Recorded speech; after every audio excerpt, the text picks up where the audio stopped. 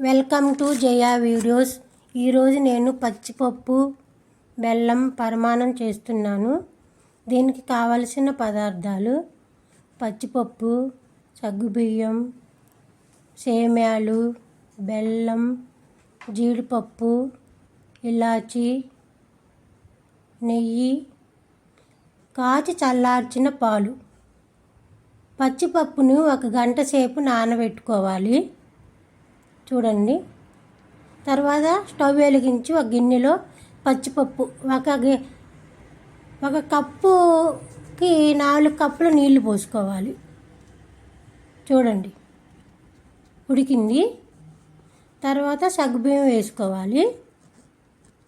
సిమ్లో పెట్టి తిప్పాలి, లేకపోతే మాడిపోద్ది. తర్వాత సేమ్యాలు వేసుకోవాలి.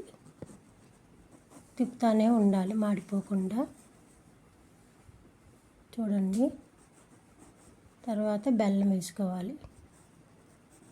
చూడండి, తిప్పాలి. తర్వాత పాలు పోసుకోవాలి.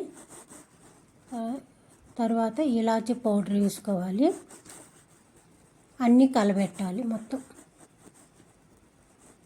తర్వాత వేయించిన జీడిపప్పు వేసుకోవాలి. మీరు ట్రై చేయండి, ఎలా ఉందో నాకు చెప్పండి. మీకు నచ్చితే సబ్స్క్రైబ్, లైక్, కామెంట్, షేర్ చేయండి. Okay, thank you.